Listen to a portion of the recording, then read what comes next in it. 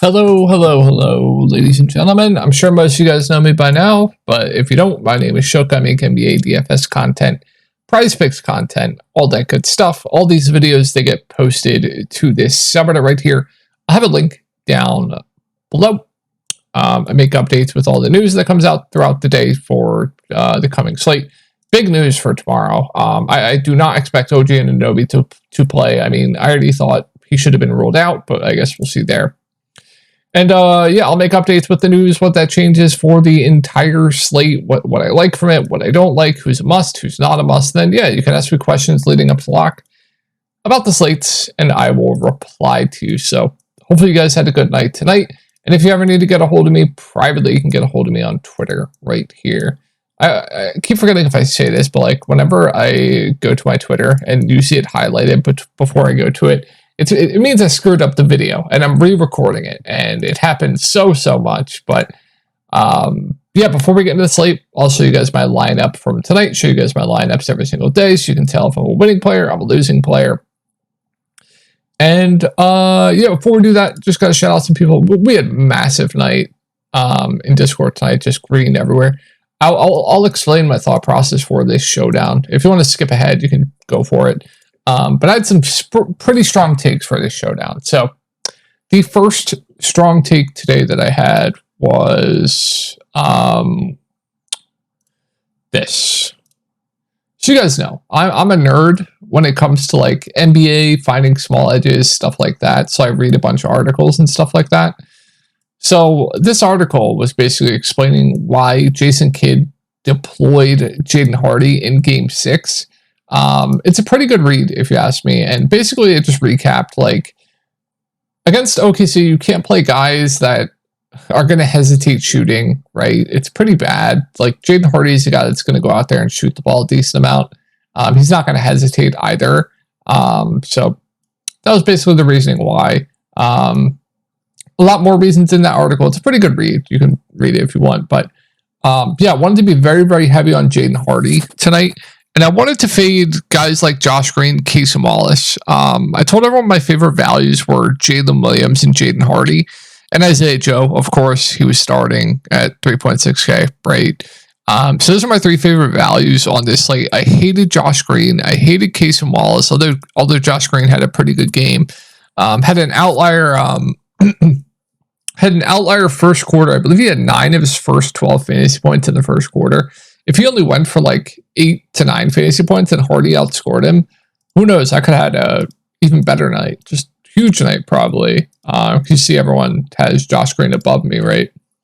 So yeah, I didn't want to play, Josh Green, Casey Wallace. Casey Wallace did really bad. Yeah, he only had 10. I believe Hardy outscored him.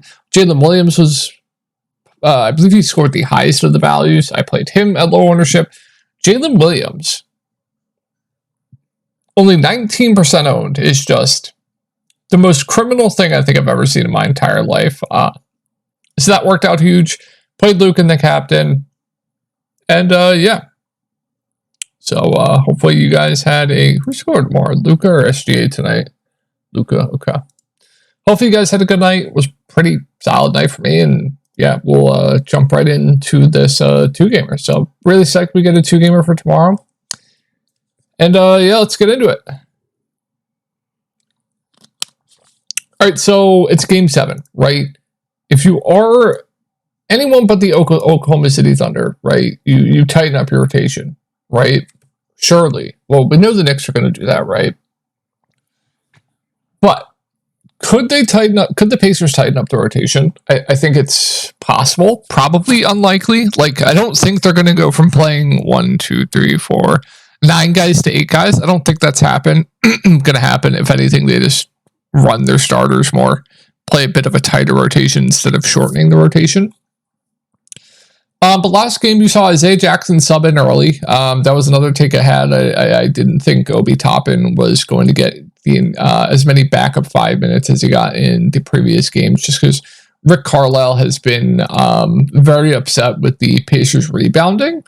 So that was one thing. He still did get some backup 5 run. And you saw him come out. I believe Obi's stint in the games prior were a little bit longer than that. But they were on pace for huge minutes. Nemhard was on pace to play the entire game, basically. Neesmith got into foul trouble. That's pretty normal for him. Siakam always in foul trouble, I believe. He picked up 2 fouls. I want to say early, or is it 1? But I would expect over 40 minutes from Siakam. I would expect over 40 minutes from Halliburton. I would expect Neesmith to play all the minutes he can handle. Nemhard is a guy I wouldn't be shocked if he played 30 or 40 tomorrow. Wouldn't be shocked either. And then Miles Turner, I think, is probably going to stay in that like mid-30s area, I think, if I had to guess.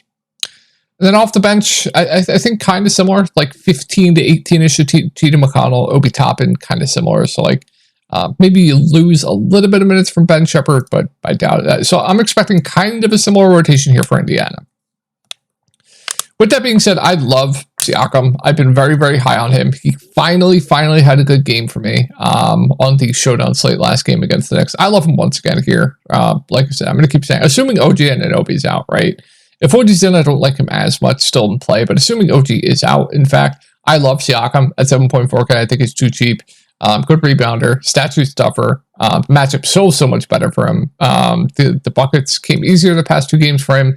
He's still too cheap. I love him as a contrarian play. I don't think too many people are going to be on him. I really like Siakam in GPPs tomorrow. I prefer him to Halliburton point per dollar. Now, I do prefer Halliburton straight up, but give me almost the $1,000 discount on Siakam compared to Halliburton. But I think Halliburton's a fine GPP play. Like, I think everyone's going to play Ant over him. I think everyone's going to click Brunson over him. For sure, everyone's going to play Jokic over him. So I don't mind him as a contrarian play. I think Siakam definitely looks a bit better. But I like his ceiling, right? He's a guy that can go out there, probably get you close to a double-double. When he's really being aggressive offensively is when he really has that 60 fantasy point upside. I would expect over 40 minutes in this game as well. So, yeah, he has to come out aggressive here. It's game 7. Now they are playing away. That's fine. But yeah, prefer Siakam point per dollar to Halliburton. Moving on down, I think Miles Turner's fine at 6.5K. I think if we look at the center options on this slate, I think I much prefer Jokic. I probably wouldn't play Towns at center. You have too many good center options on this slate to do that. Hartenstein had a bad game last game, but like him quite a bit, especially if Josh Hart's out. Rudy Gobert is too cheap at 6.4K. Like, I think I prefer Gobert slightly to Miles Turner. A lot of good center plays. Precious Achiuwa, potentially. So a lot of good center plays, but he probably is the highest ceiling of the centers in his range. So if you prefer ceiling, right, he would be the best option. Just a really tough matchup for him. And like Rick Carlisle's been very upset with the rebounding. Had a good rebounding game the last game, but specifically with like Obi Toppin and Miles Turner. But insane ceiling. I think he's a really solid center play. Definitely the highest ceiling of the centers in his range. Like between him, Gobert, Turner definitely has the higher ceiling, right? Gobert's safer 4 with a similar ceiling. Going down to the value. I like the value here. I like T.J. McConnell. I like Neesmith. I like Nemhard. Now, do they rank ahead of the Knicks value potentially? No, probably not, but they're right up there with them. But the Knicks value would just be so much better. Like Miles McBride, I think, is one of the best value plays on the slate. If for some reason Josh Hart sits, you don't fade Precious, he would stand out as the best value play on the slate. So like tough sledding here. We'll have to keep an eye on the news there. But T.J. McConnell, Neesmith, Nemhard, they're going to be a big part of this rotation. T.J. McConnell at 4.9K should play 15 to 20 minutes. Good point per minute guy that's going to chuck when he's out there. Statue stuffer, 4.9K. Still think he's too cheap. I like T.J. McConnell quite a bit for value. I think Neesmith, Nemhard are both solid values. I definitely prefer Neesmith to Nemhard. I don't think Nemhard's going to play 40 minutes again. I just don't. The series just doesn't fit him. But if he does, I mean, the minutes for is there, so 4.4K is reasonable. I do prefer Neesmith. I do prefer T.J. McConnell to Nemhard. And if everyone's going to click Nemhard tomorrow just because of this game, I'm not going to do it. Just not going to do it. And then what else? Obi Toppin's playable at 3.9K. Isaiah Jackson, if you think he gets more backup 5 run, like similar minutes to last game, he is playable at least at 3.2K. And then Ben Shepherd will be in the rotation. He's a fine dart if you want to go more star scrubs type builds. If you're going ceiling, probably prefer Jackson to Shepherd. And then, yeah, TJ, Neesmith, Nemhard, I think are all solid values. If I had to rank the values here, Neesmith, TJ, Nemhard, and then point per dollar, probably the same. Neesmith, TJ, Nemhard. So, yeah, definitely a decent amount to like here on the Pacers. Let's move on to the Knicks. So, Can't really go over the rotation. Josh Hart kind of got injured, but we can see his Precious Achiuwa basically played the entire game in the blowout, except for the blowout, after Josh Hart went down. Alec Burks, he was on pace for about, I want to say like 19 to 20 minutes until the game blew out. Dante was on pace to play the entire game, got subbed because the game got out of hand. Miles McBride, same thing. And then you saw Josh Hart get hurt, only played 30 minutes. Went to the locker room, I believe, as well. Hartenstein, 33 in a blowout. All right, so if Josh Hart's in, the Knicks are the best team to target. I mean, if Josh Hart's out, the Knicks are the best team to target. It's not going to be close. Like, if Josh Hart's out, I would expect Precious Achiuwa to start. They're going to go with the starting lineup of Jalen Brunson, Dante, Hartenstein, McBride, Precious Achiuwa. This team would be clearly the best team to target. Brunson would be very solid. Dante, he'd have to play the entire game. Would really like him. Hartenstein, they would have no other option. Maybe you see some Sims minutes, but Hartenstein would have to play all the minutes he can handle, but absolutely love him. Miles McBride would look great. Precious Achiuwa would look phenomenal, but absolutely love this team if Josh Hart for some reason is out. Alec Burks is decent at 4K. Don't mind him. Probably see some Sims if for some reason Josh Hart's out as well, unless they stagger like Hartenstein Precious, do like some Precious backup 5. I believe Sims came into the rotation 2 games ago, was not in the rotation this game, got one first quarter shift, I believe.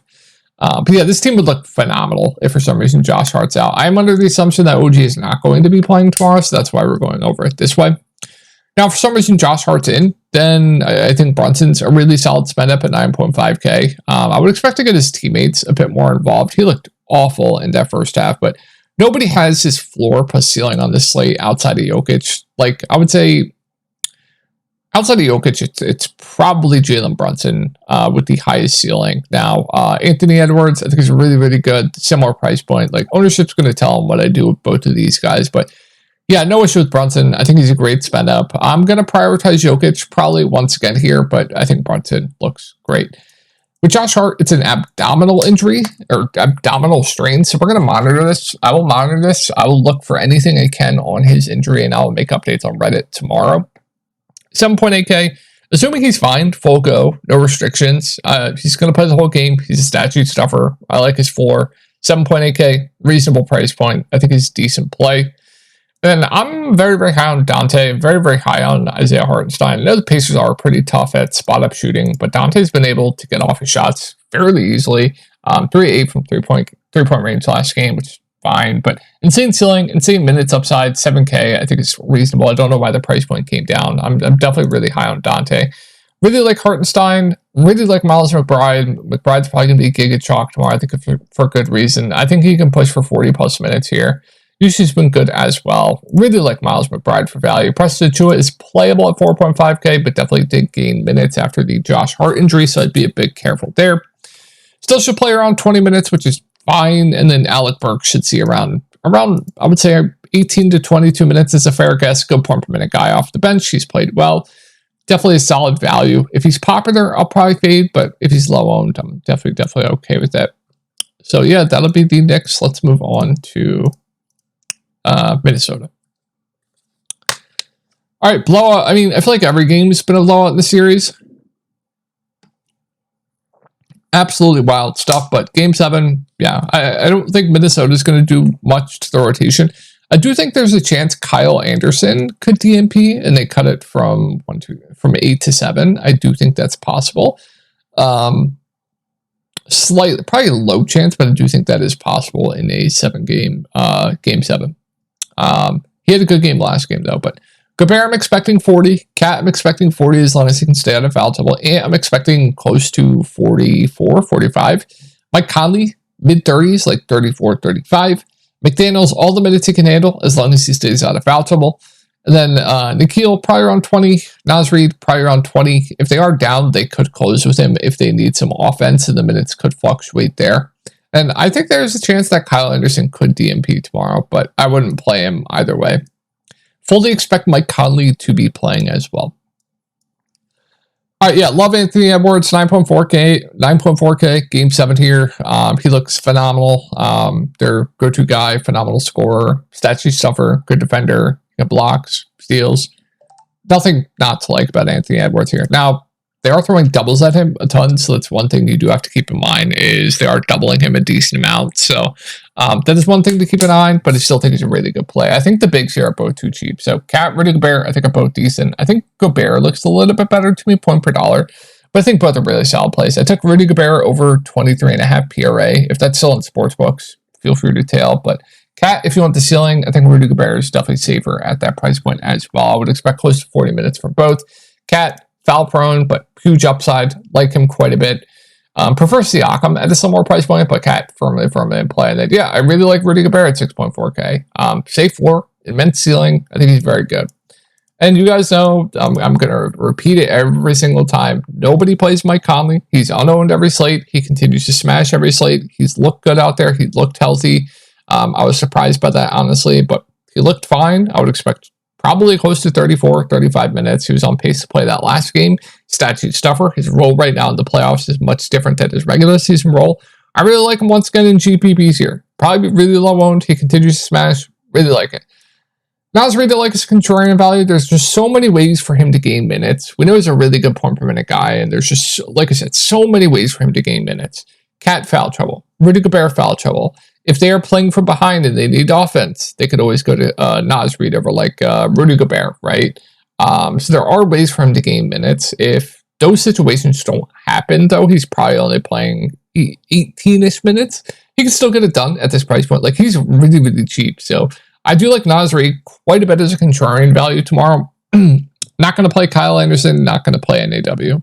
NAW's fine, I guess, at 3.8K, but I think I'd rather play Nas Reed at a similar price point. But NAW should play around 20 minutes. They need his defense out there as well. And then where's McDaniels? McDaniels just far too cheap tomorrow, 4.3K as well.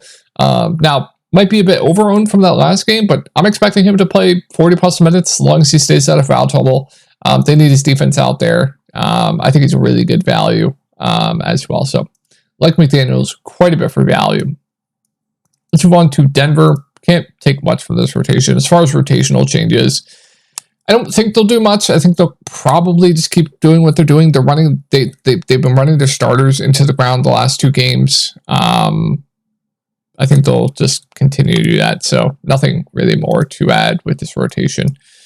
Fully expect them all to play. I mean, Jokic, I don't think I have to go over too much. He looks phenomenal. My favorite spend up on the slate. I'll be playing Jokic most likely. He looks great. Jamal Murray at 7.5K, I think he's decent. Nobody's probably going to play him because the shooting struggles, but we know the upside's there, and he's stuffed with statutes. So don't mind Jamal as a contrarian play at 7.5K. And then we'll see what the field does with Aaron Gordon and MPJ. Aaron Gordon's been the much more consistent player in this series with an insane ceiling, just a ceiling that we haven't seen from him. MPJ, they just haven't needed anything from him. He's basically done nothing. Tough matchup as well. So if I had to pick one straight up, it would be Aaron Gordon. But MPJ still has an absurd ceiling, and he's probably going to be like sub 15% owned tomorrow. So I don't mind MPJ and GPPs. And if Aaron Gordon's going to be so popular, I'd just much rather play MPJ just because we know he can spike, right? So yeah, ownership going to tell a toll on what I do with those two guys. KCP with Mike Conley back, you guys know I absolutely hate. The price is cheap. He's going to play all the minutes he can handle, so I don't mind it. I'd much rather just play Jaden McDaniels on the other side of this game at the same price point. I don't even think it's personally close for me. You saw him nuke in this game because Mike Conley was out. With Mike Conley in, they face guard Kentavious Caldwell-Pope, so the shots are much tougher for him to get off and hit. So that's the reason why I don't like KCP, but he is playable. He's super cheap.